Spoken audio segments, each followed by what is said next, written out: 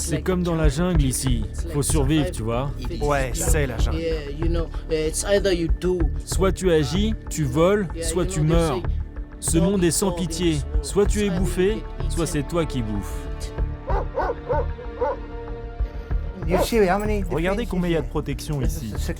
J'ai une porte blindée, des fenêtres barricadées et une clôture électrique autour de la maison. Je n'ai vraiment pas le choix. Nous sommes en guerre. Que nous le voulions ou non, nous sommes en guerre.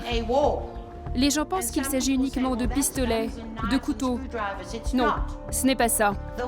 La guerre que nous faisons est celle de l'information. Son corps était juste là, recouvert d'un sac en plastique. Juste là. Le doigt sur la gâchette. Je dois savoir parfaitement tirer pour me défendre quand je suis face à quelqu'un qui veut me tirer dessus.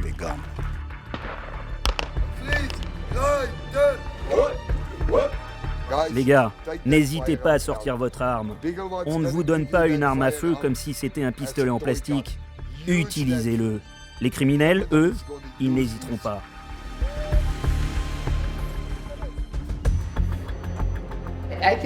Mon père a donné le meilleur de lui-même à la vie et à la société.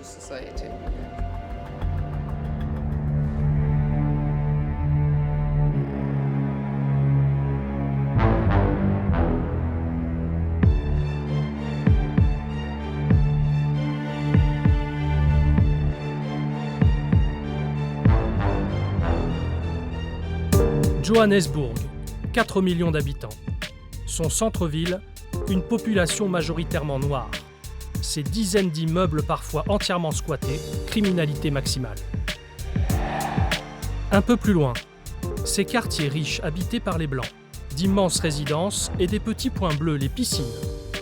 Des kilomètres de murs et de clôtures électriques, sécurité maximale.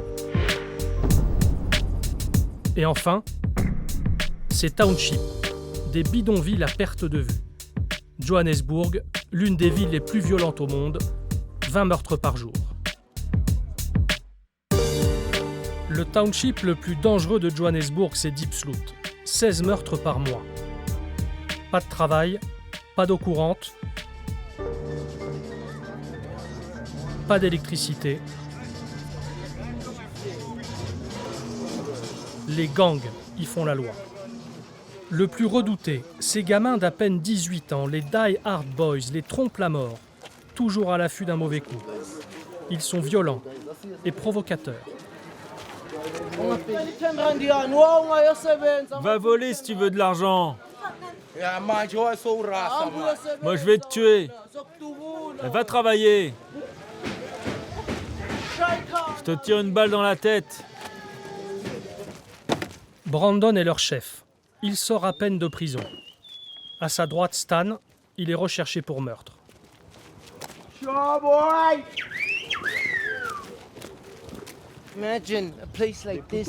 Tu imagines un endroit comme ça? C'est là qu'on vit. Les gens, ils ne réfléchissent pas.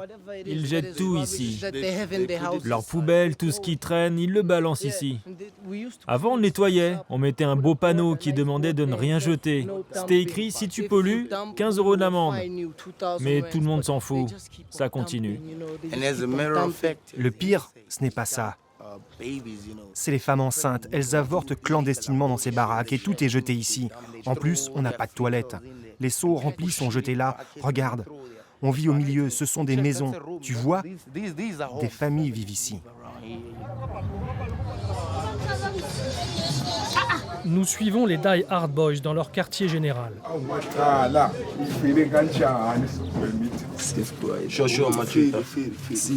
Ils fument jour et nuit, 2 € le sachet, de la drogue dure. C'est très fort. C'est un mélange d'héroïne, d'herbe et de plein d'autres drogues. On met tout ensemble et ça donne une drogue, mon pote, si forte. Tu fumes un seul joint et c'est comme si tu buvais 10 caisses de bière. C'est vraiment dur à encaisser. Et le pire, quand je fume ça, je pars en vrille, je deviens dingue. Après, je peux tuer quelqu'un. Plus personne ne peut m'arrêter. J'ai l'impression d'être Hulk.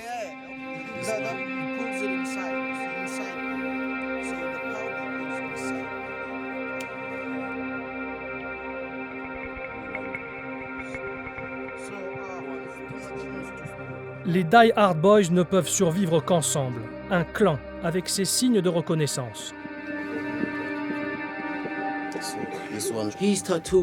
C'est notre tatouage. C'est un crâne. Parce que quand on est déjà mort comme nous, ce n'est pas possible de mourir une deuxième fois. Notre vie est dans la rue. Par exemple, on cherche tout le temps des endroits où il peut y avoir de l'argent, des commerces, des bureaux. On les cambriole, on vole. On fait aussi beaucoup de braquages dans les maisons. On attaque dans la rue. On fait tout ce qui peut nous rapporter de l'argent. C'est comme dans la jungle ici. Faut survivre, tu vois. Ouais, c'est la jungle. Soit tu agis, tu voles, soit tu meurs. Ce monde est sans pitié. Soit tu es bouffé, soit c'est toi qui bouffes. On est des gangsters, mais on a des mères, des pères, des cousins, des oncles. On a nos familles, nos enfants, nos femmes. On est des êtres humains. Tu comprends? Mais quand je suis en train de braquer, je lui dis « Allonge-toi, file-moi ton pognon ». Il n'écoute pas, alors tu sais que tu vas le buter. Il essaye de t'arracher ton flingue, alors tu n'as pas le choix. S'il fait ça, il meurt. Ils font les héros, et tu sais ce qui arrive aux héros. Ils meurent.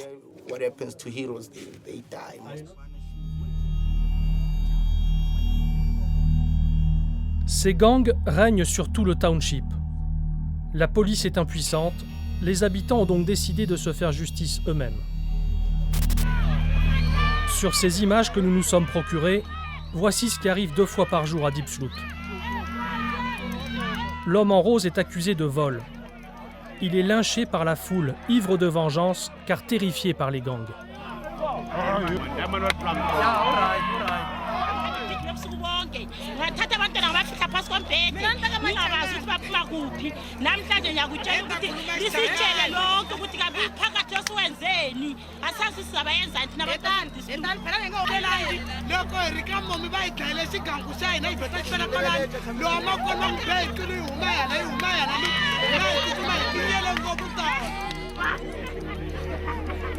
La maison du voleur présumé est brûlée.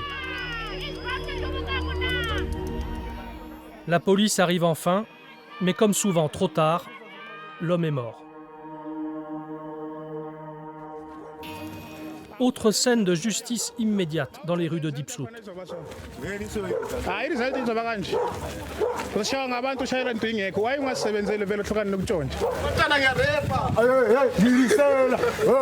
Violence et humiliation. Les justiciers obligent le voleur présumé à chanter.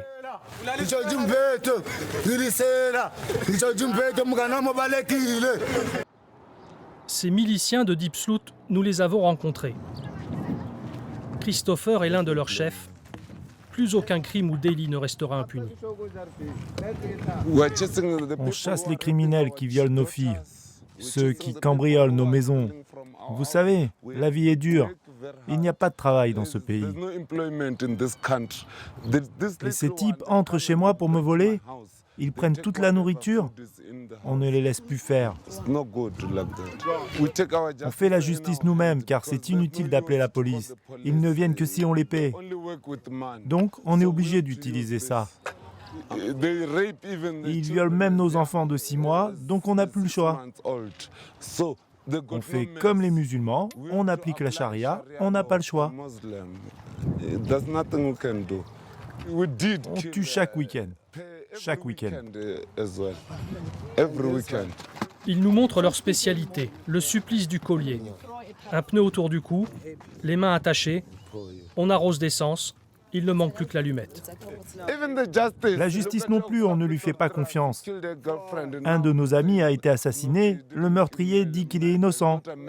Ici, tu tues quelqu'un, tu ne restes même pas 2 mois en prison. Et le lendemain, tu reviens. Prendre la vie d'un autre, ça ne coûte que 2 mois. C'est quoi ce bordel? Donc on a raison d'utiliser ça. La hache de Christopher et de ses hommes, quelques jours plus tôt, Terence l'a vu de très près. Il est encore prostré, traumatisé. Pour se payer sa drogue, Terence a volé dans un magasin. Les miliciens l'ont poursuivi. Là, c'est un coup de couteau. Ici, c'est un coup de planche. Je n'ai vu personne arriver. Je regardais de l'autre côté et il m'a frappé. Ça a fait bang une fois. Puis encore 2 fois, bang bang. Juste là. Et je suis tombé. Quand j'étais par terre, ils m'ont encore frappé sur la jambe. 4 fois. J'ai commencé à saigner. La blessure était profonde. On m'a soigné à l'hôpital. Je ne pouvais plus marcher. J'y suis resté 5 ou 6 jours et ça allait à peu près. C'est la 3e fois que Terence survit à la justice immédiate. Ils voulaient vraiment me tuer. Heureusement, 2 personnes, un homme et une femme, m'ont sauvé la vie. Ils les ont repoussés en disant que je n'étais pas entré dans une maison pour voler. J'avais juste volé dans un magasin. Pourquoi voulez-vous le tuer? Laissez-le tranquille. Et ils m'ont laissé. Les 2 personnes ont appelé une ambulance et c'est comme ça que je me suis retrouvé à l'hôpital. Ils tuent des gens, ils les tuent en 2 minutes. Tu es mort et ils ne te laissent aucune chance. Ils ont tué mon ami, il était en train de danser, mais il avait toujours des armes sur lui. La nuit, il volait et braquait. Ils l'ont tué, ils ont mis le feu à sa cabane et il est mort brûlé vif.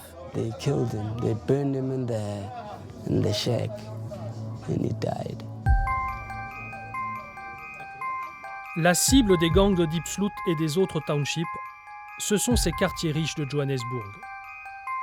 Bien à l'abri dans ces forteresses, la minorité blanche. 10% de la population d'Afrique du Sud, 80% des richesses. Pique sur les murs, barbelé de 9000 volts, nous sommes chez Penny Stein. Elle a été violemment agressée plusieurs fois.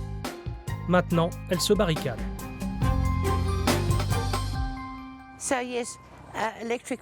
Voici mon grillage électrique, avec des palissades qui sont bien sûr très dangereuses. Il y a les barbelés au-dessus du mur, la clôture électrique tout autour de la propriété et un système d'alarme sur chaque fenêtre. Toutes mes portes sont blindées et j'ai aussi plein de protections à l'intérieur. Je peux totalement m'enfermer dans une moitié de ma maison. Il y a 13 ans, elle a failli mourir. Il a essayé de m'étrangler. Il était en train de m'étrangler. Je luttais et j'ai réussi à prendre un de ses doigts dans ma bouche. J'ai mordu ce doigt comme une folle de toutes mes forces et je ne lâchais pas. Je le mordais si fort que j'allais lui arracher son doigt. Je me battais pour vivre. Je ne réfléchissais plus. J'étais en plein sommeil et je me suis retrouvée en train de mourir. Je réalisais que c'était bien vrai. Il était vraiment en train de m'étrangler. Son agresseur s'est enfui et a été arrêté plus tard. Comme la plupart des Blancs sud-africains, Penny porte en permanence une alarme sur elle. Ce sont mes boutons d'urgence. J'en ai 2 à la maison. Moi, je pense qu'il faut les porter sur soi tout le temps.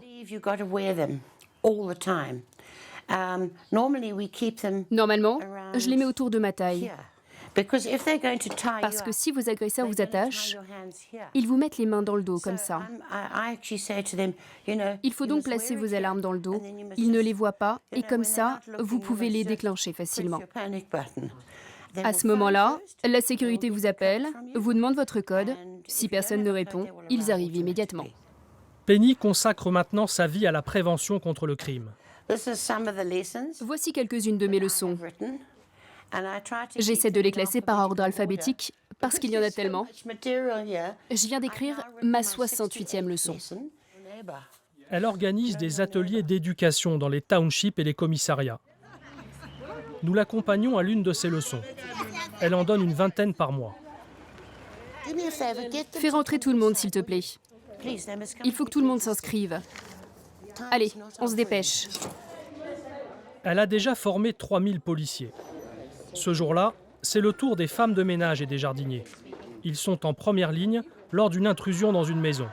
Les cours de Penny, ça commence toujours par des chants traditionnels.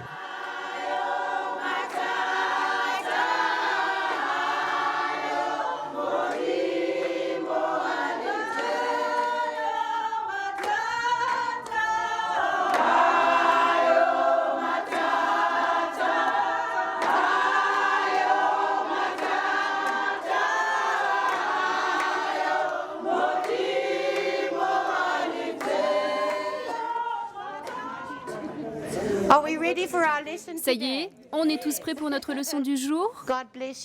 Que Dieu vous bénisse. Merci d'être venus aujourd'hui. Merci pour ce que vous faites. Vous savez qu'on a besoin de vos informations. Avec tous ces crimes, sans vos informations, la police ne pourra jamais gagner. Le discours de Penny est simple et direct. Pour lutter contre le crime, vous devez informer la police. Je connais bien la police et je me demande souvent comment ils font. Ils ne peuvent pas y arriver sans vous. Nous sommes en guerre. Que nous le voulions ou non, nous sommes en guerre. Les gens pensent qu'il s'agit uniquement de couteaux et de pistolets. Non, ce n'est pas ça. La guerre que nous faisons est celle de l'information. Devenir des indicateurs de police, pas facile pour ces femmes de ménage et ces jardiniers. Pour aider Penny, Lucky est là. Officier de police pendant 17 ans, il a sauvé Penny après son agression. Maintenant, il travaille avec elle en incitant à témoigner. Je suis allée au commissariat. Le policier m'a demandé si je reconnaissais cet homme. J'ai dit oui. C'est lequel? Il n'avait plus les mêmes habits, mais je l'ai quand même reconnu. J'ai dit c'est lui, et c'était lui. Et il a été arrêté grâce à moi. C'est exactement le type d'information dont nous avons besoin. Vous avez compris? Mais bien souvent, c'est ce même personnel de maison qui renseigne les criminels. Pour accepter de donner des tuyaux à la police, il faut donc que la paye soit bonne. La police peut donner de 20 € à plus de 15 000 €. Ça dépend de quel crime il s'agit. Ça peut monter à plus de 30 000 € selon l'importance du crime et du réseau dont il s'agit. Ça dépend également de la durée et de la difficulté de l'enquête de police. Ces leçons, comme aujourd'hui, sont très importantes car si vous regardez le nombre de policiers sur le terrain et le nombre de patrouilles, ils sont largement sous-effectifs au vu du nombre de personnes à protéger. Il est donc très important pour la police d'avoir plus d'yeux et plus d'oreilles. Aider la police, ce message passe mal en Afrique du Sud. Son image est désastreuse. Incompétence, corruption, bavure, violence. 800 personnes meurent chaque année en garde à vue. Alors même pour un simple barrage routier, la police doit avant tout rassurer la population. Le capitaine Kim Clotte le fait parfaitement bien, sourire et bonne humeur. Je suis le capitaine Clotte de la police de Sandton. Je peux voir votre permis de conduire, s'il vous plaît? Pas de problème. Merci. Je suis pas stressé. Vous n'êtes pas stressé, tant mieux. Vous voyez, je suis pas stressé. J'ai pas de femme. Ce sont les femmes qui me donnent du stress. Les femmes vous stressent? C'est mieux de vivre seul. Vous vous couchez, pas de stress. Et vous vous réveillez, pas de stress non plus. L'Afrique du Sud est le 3e pays au monde pour les saisies de drogue. Ce jour-là, on est loin de la saisie record. Qu'est-ce qui se passe? Il est en possession de drogue. C'est ce qui arrive pendant nos barrages. On fouille les personnes et leurs véhicules et on trouve des substances illégales. Quel genre de drogue avez-vous saisi? On appelle ça Dara, c'est de la marijuana. L'homme est arrêté, il passera devant un tribunal qui décidera et puis le tribunal nous avertira ensuite. Pour la Dara, la condamnation dépend de la quantité saisie. Là, ce n'est pas grand-chose, une petite saisie. C'est pour sa consommation personnelle.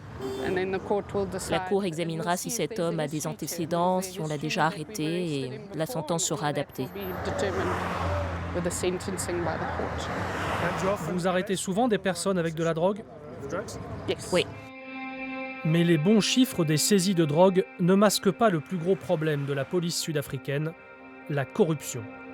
À Johannesburg l'an dernier, 600 policiers ont été arrêtés.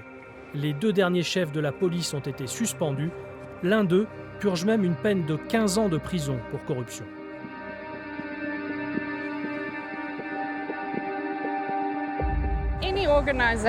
Chaque organisation a ses pommes pourries, y compris la police sud-africaine. C'est vrai qu'on a un problème avec la corruption, mais nous avons une stratégie anti-corruption. Si vous regardez bien notre barrage, il y a 4 officiers. Ils supervisent et contrôlent nos autres policiers. Vous les voyez beaucoup bouger et aller d'un véhicule à l'autre pour voir si tout se passe normalement. On met nos officiers expérimentés sur le terrain pour combattre la corruption.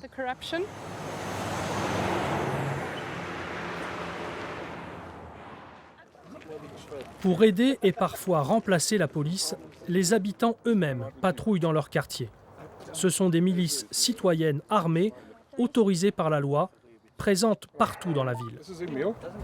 Jeff est le responsable de Bracken Downs, au sud de Johannesburg.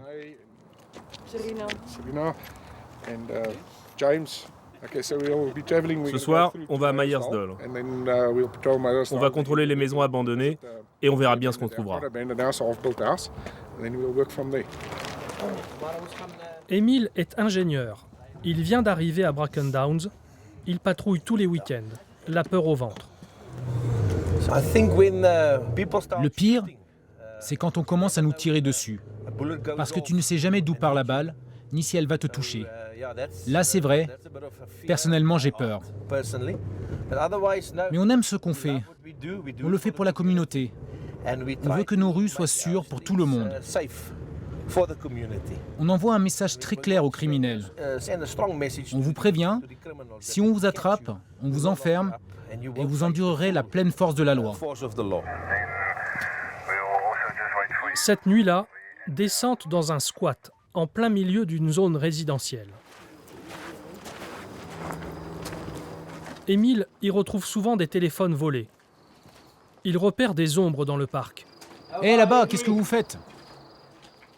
Il prévient Jeff qui va les contrôler. Ce sont des immigrés clandestins zimbabwéens. Il les soupçonne de voler des restes de poulet dans un fast-food pour les revendre. Qu'est-ce que vous faites là? On vend de la viande. Vous vendez quoi comme viande? Fais voir. Elle est fraîche au moins? Mais elle est pourrie ta viande.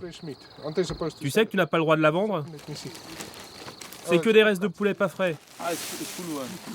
C'est sûr, je vais t'en acheter. Et tu te fais beaucoup d'argent avec ça? Ouais, ça va, je vends bien. Plus loin, un homme en état d'ébriété. Tu n'as pas le droit de rester là. Il n'y a même pas d'électricité. Et tu vas faire quoi s'il pleut? S'il vous plaît, laissez-moi rester là, s'il vous plaît. Jeff ne veut rien entendre, fouille des affaires et il lui demande de partir.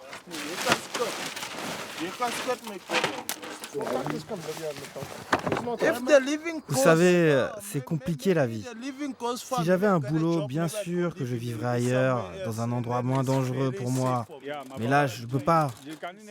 Ils n'ont pas le droit d'arrêter les suspects. Ils doivent donc appeler la police.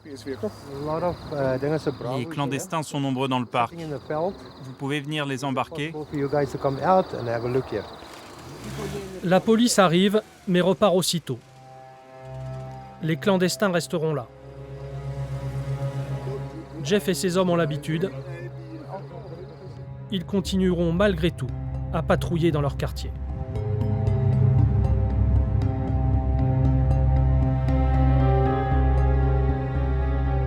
La journée, place aux compagnies de sécurité. Salle de commandement de Beagle Watch. Sur chaque écran, les appels d'urgence. Ils sont traités par Quentin. Il a 5000 maisons à protéger, 50 hommes armés sur le terrain. Intervention en 2 minutes maximum. On intervient immédiatement, on envoie une voiture. Dans notre pays, c'est tout de suite un sérieux problème. Il faut qu'on soit sûr que notre client soit protégé, en sécurité, et qu'il n'ait pas un pistolet ou une autre arme braquée sur la tempe. Au même moment dans la cour, 5 heures du matin, revue d'effectifs, rappel des consignes. Les gars, n'hésitez pas à sortir votre arme. On ne vous donne pas une arme à feu comme si c'était un pistolet en plastique. Utilisez-le. Les criminels, eux, ils n'hésiteront pas. Faites comme sur la 4e rue quand on a abattu le criminel. Bon, je dis pas que vous devez agir comme des cow-boys et tirer tout le temps. C'est votre vie. Vous devez savoir quand tirer. Tirez quand vous devez tirer. Les criminels, ils sont toujours en train de rôder, à la recherche de tout ce qui rapporte de l'argent. Donc s'il vous plaît, n'hésitez pas. Vous avez l'autorisation de tirer vos balles.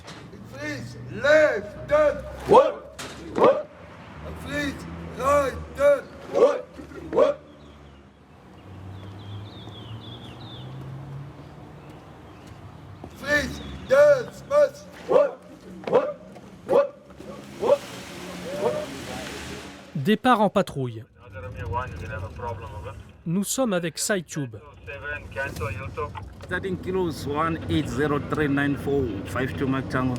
Il connaît chaque mètre de ce quartier. Il le parcourt 12 heures par jour depuis 3 ans pour 460 € par mois. En Afrique du Sud, ils sont 420 000 agents armés, 2 fois plus que de policiers. Selon sa hiérarchie, SciTube est leur meilleur agent. Le critère est simple, on lui a tiré 9 fois dessus, il a tué 4 criminels. Il a sauté depuis le mur de cette maison. Il a couru vers moi. J'étais là. Il a sorti son arme et m'a tiré dessus. Juste ici. J'ai senti l'impact, ça m'a fait reculer. Je me suis écarté un peu et j'ai tiré. Il était allongé par terre. J'ai eu très peur, parce qu'il m'a tiré dessus. J'ai vraiment eu peur. Vous l'avez tué? Oui, il est mort. Son corps était sur le côté, juste ici. Pour SciTube, comme pour chaque agent de sécurité, passage obligatoire, le stand de tir. Chargez votre arme. Vous êtes prêts? On joue. Feu! Visez. Dans la cible. Continuez à tirer. Et bien au centre. Derek est instructeur. Il enchaîne plusieurs entraînements par jour. C'est un pistolet 9 mm. On s'en sert à l'entraînement. C'est une très bonne arme. Très résistante. Parfaite pour nos entraînements de sécurité. Pour tirer, vous dégainez. Arme devant les yeux et visez la cible. Chargez. Attendez. Maintenez bien votre arme. Les bras tendus. Tenez-vous bien droit. Préparez-vous. Tenez votre ligne de mire. Le doigt sur la gâchette. Derek n'utilise pas que des armes légères. Il adapte ses entraînements à l'évolution de la criminalité. C'est un fusil d'assaut semi-automatique. Si on utilise ça, c'est que les armes légères sont insuffisantes en Afrique du Sud. Les criminels, face à nous, ils ont des armes de guerre, des kalachnikovs. Toutes ces armes lourdes, ils les volent dans les stocks de la police ou de l'armée. C'est ça qu'ils utilisent aujourd'hui. Avec un simple pistolet 9 mm et des fusils d'assaut en face, vous n'avez aucune chance. Nous aussi, on s'adapte, comme la police. Son client du jour, c'est Tzvi. Il dirige l'une des 9000 entreprises de sécurité sud-africaines. il ne laisse rien au hasard. Je veux que tous mes hommes soient parfaitement prêts, s'ils doivent utiliser la force quand leurs vies sont en danger. Ils doivent savoir comment réagir, avoir confiance en eux et connaître à 100% le maniement de leurs armes. Notre boulot, c'est de protéger et sécuriser nos clients chez eux, mais aussi dans leurs déplacements et dans les lieux publics. On doit se débarrasser de tous les criminels.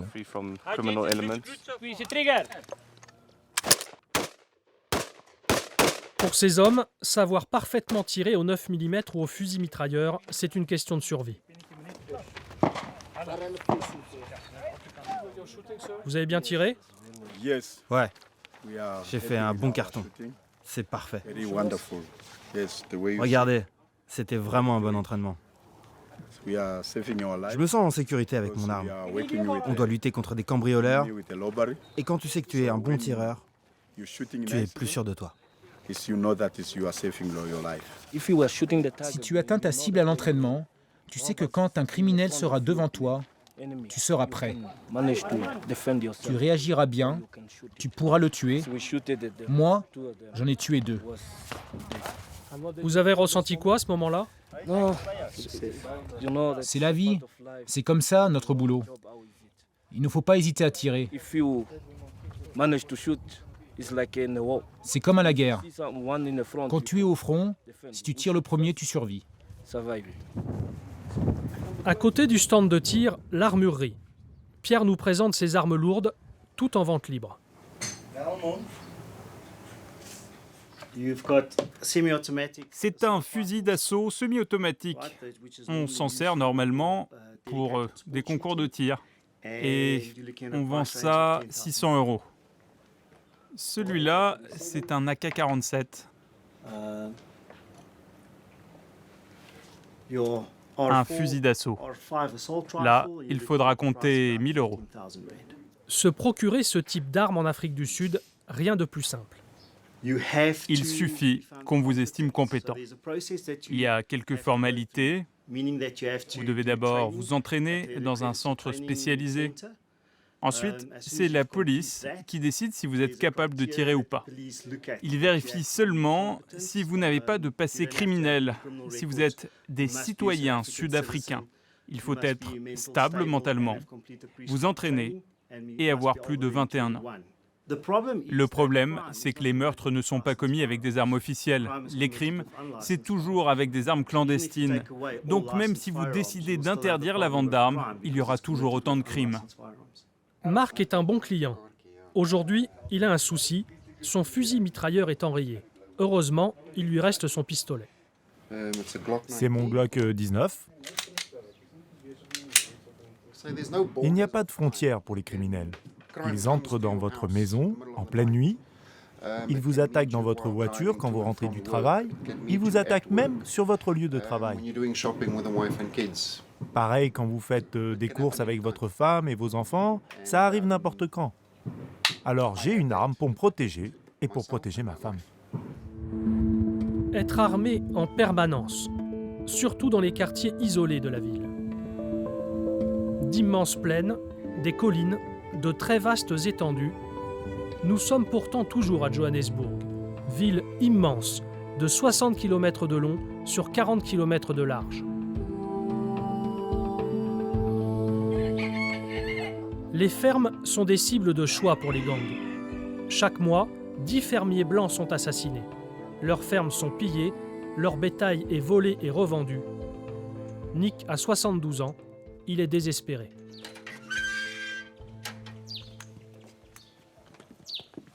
On est obligé de s'enfermer, même la journée, et encore plus la nuit. On ferme toutes les portes à clé, ne jamais oublier. Voilà, que faire d'autre? C'est comme ça qu'on vit ici. Une fois, j'ai trouvé 4 types chez moi. Ils voulaient de l'argent, ils disaient qu'ils allaient violer ma femme. On était traumatisés. Mais je les ai pris à revers. Ils ont sauté par-dessus le mur. Je leur ai tiré dessus, j'ai appelé les voisins, tout le monde est arrivé. La police aussi est arrivée. Rien ne s'est passé. Quand ma belle-mère a été agressée, la police est venue. Et puis rien. Maintenant, on n'appelle même plus la police. Ça ne sert à rien.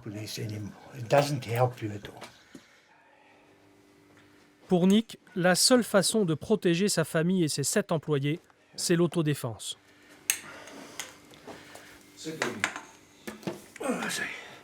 Bien sûr que j'ai des armes, mais en fait, ça ne me sert à rien.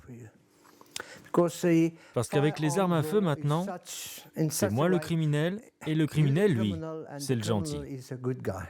Que voulez-vous dire? Ce que je veux dire, c'est que quelqu'un entre chez moi par effraction la nuit. Je le vois depuis mon poste de sécurité. Je lui tire dessus. Et alors, c'est moi qu'on accuse. Parce que vous voyez, la loi, elle dit que vous devez tirer seulement si votre vie est en danger. Alors je fais quoi, moi, avec ma femme et mon fils handicapé de 30 ans? Il ne parle pas, il ne peut pas se défendre, il n'attaquera jamais personne. Alors qu'est-ce que je dois faire? Il est là le problème. Nick a sauvé sa femme d'un viol. Un cas loin d'être isolé. En Afrique du Sud, il y a 180 viols par jour. C'est le pays où il y en a le plus au monde. Retour à Diepsloot. La famille Mkondo y vit depuis toujours. Ils s'entassent à 8 dans cette baraque en tôle, seulement 60 € de retraite par mois et 30 € de loyer. Là, c'est la chambre des garçons. Et puis on a une autre chambre où on dort, ma femme et moi.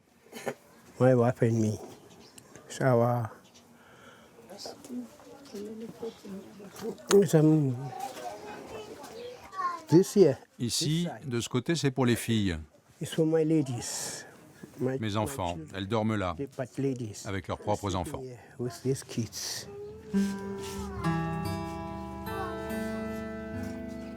Le viol, la famille Mkondo en a malheureusement été victime. Thabo et sa femme nous montrent avec tristesse la photo de leur petite fille Anne-Lisa. Elle avait 5 ans, elle a été enlevée, violée et étranglée. Je ne sais pas quoi dire. Je n'aime pas la voir en photo comme ça. C'est difficile d'en parler. Je ne veux plus y penser. J'aimerais que tout s'arrête.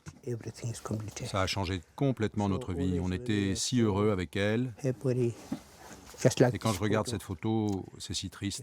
Ça me rend dingue.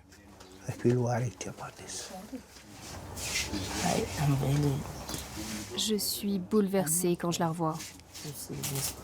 Je me sens mal.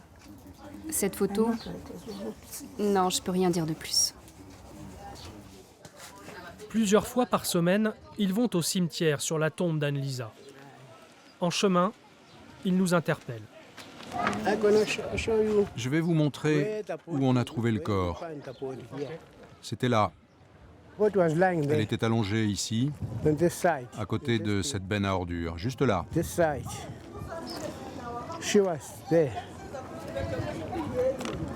Elle était là, recouverte d'un plastique. Et il y avait plein de monde autour.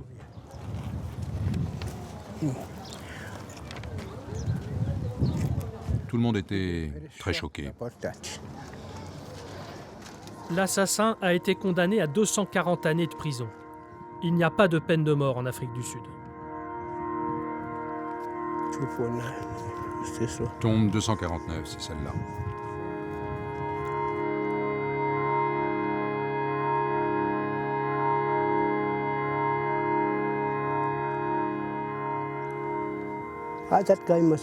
Le tueur a été condamné à rester toute sa vie en prison. C'est le minimum. Vous voyez ces 2 tombes là-bas? C'est le même tueur. 2 petits-enfants. Il a d'abord tué ma petite fille et la même semaine ses 2 autres enfants, de 2 et 3 ans. Vous vous rendez compte, la même semaine, il en a tué 2 autres.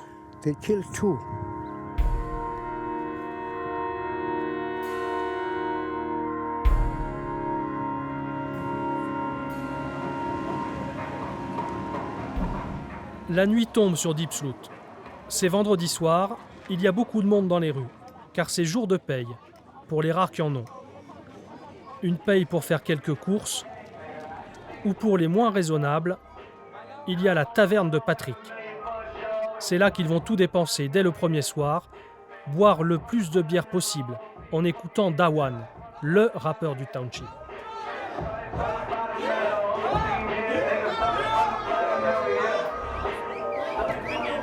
Everybody gonna know Deep Snoot is where I'm from. Even if they talk about crime, we ain't gonna see it all. They come back and we're keeping it raw. We like the same countries that you all gonna know. Trop d'alcool, trop d'armes, trop de braquages. La bière, c'est donc derrière ces grilles qu'elle est vendue. Dawan est un clandestin zimbabwéen. L'apartheid est aboli, mais c'est un autre racisme qu'il dénonce, celui au sein de la communauté noire.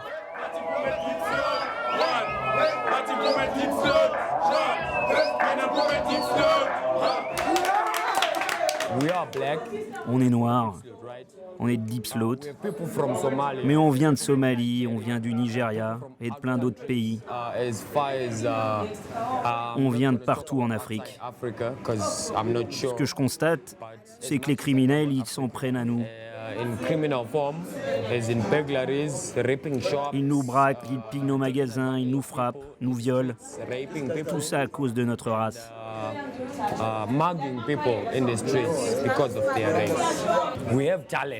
Pourtant, nous les artistes, on a du talent. Ici, c'est plus parce qu'on n'a pas de travail qu'on n'a pas d'argent. Alors, on commet des crimes pour se faire connaître. Et grâce à l'argent, on peut se payer de la publicité et donc devenir célèbre. I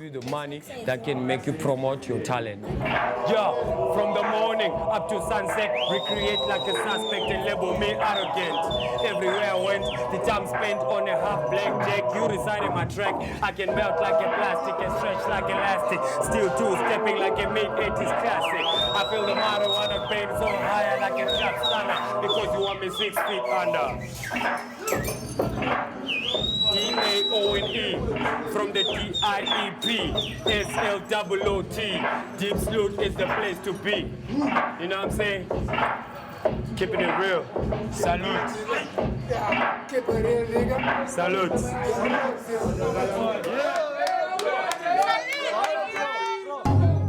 Nous quittons Dawan et Deep Sloot pour le centre-ville de Johannesburg.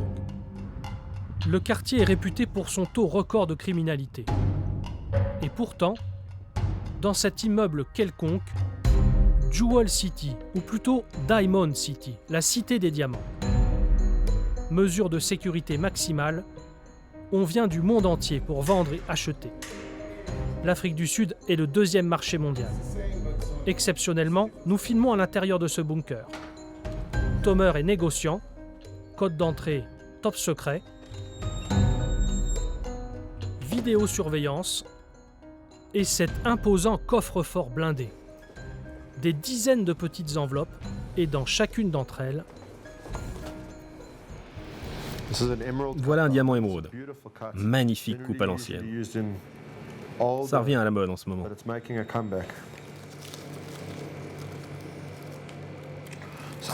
Parfois, ils sont aussi fins qu'une larme. Là, j'estime qu'il y en a environ pour 100 000 € sur la table. Tout le business du diamant passe par Jewel City. Tomer et ses collègues essayent de ne pas trop y penser, mais ils vivent dans une insécurité permanente. Les diamants sont minuscules et ça représente énormément d'argent. C'est donc une grosse tentation pour les criminels. C'est facile à voler, une cible recherchée.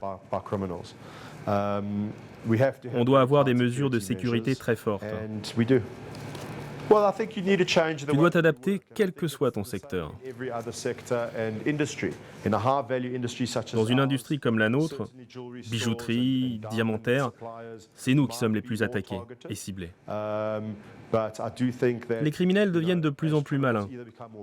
Ils changent leurs tactiques, alors nos tactiques de sécurité changent aussi. Je n'ai pas peur de ce métier. On prend des mesures de sécurité importantes. On n'a bien sûr jamais de diamants sur nous. On utilise des courriers professionnels et secrets.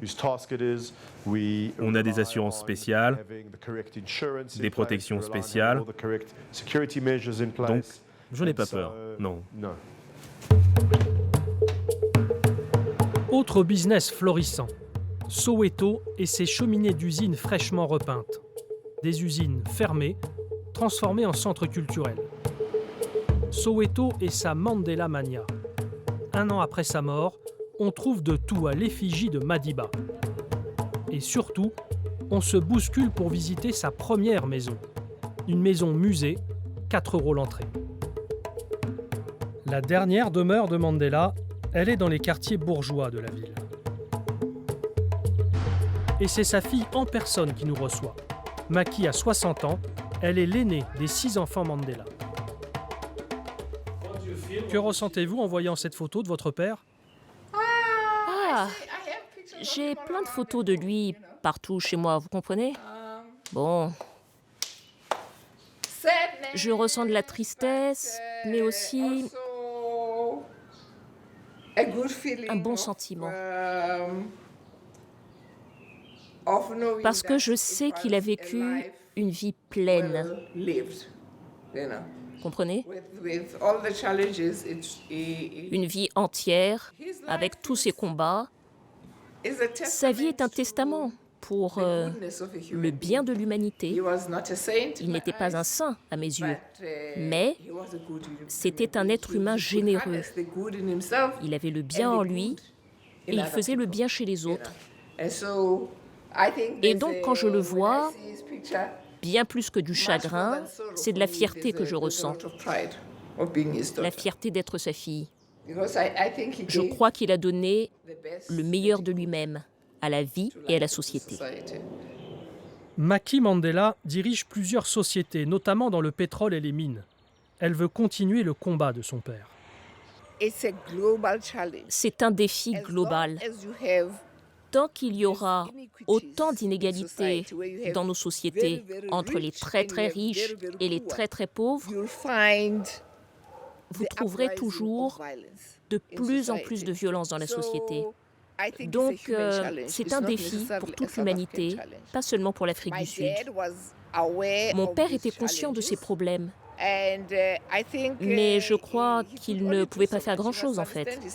Vous devez comprendre qu'il n'a fait qu'un seul mandat et il a essayé de contribuer à résoudre ce problème du mieux qu'il a pu. On a eu 350 ans de violence dans notre société. Notre histoire est violente en Afrique du Sud. Et on ne peut pas dire qu'en 20 ans, on a résolu le problème. 23 ans après la fin de l'apartheid, quel avenir pour Brandon et les Die Hard Boys de Deep Sloot? Comme Terence, réussiront-ils à échapper aux commandos de justiciers? Que peuvent espérer les grands-parents d'Anne-Lisa, traumatisés par son viol et son assassinat? Combien de leçons Penny devra-t-elle encore donner pour essayer de fesser un peu la criminalité? L'Afrique du Sud, c'est aujourd'hui 20 000 meurtres par an. 30% de chômage et un habitant sur 2 qui vit avec 1 seul euro par jour. Le pays doit donc maintenant relever le deuxième immense défi de son histoire. Le premier, c'était mettre fin à 43 années d'apartheid. Le deuxième, c'est relancer l'économie et réduire la criminalité. Un défi qui est, pour les optimistes, loin d'être insurmontable.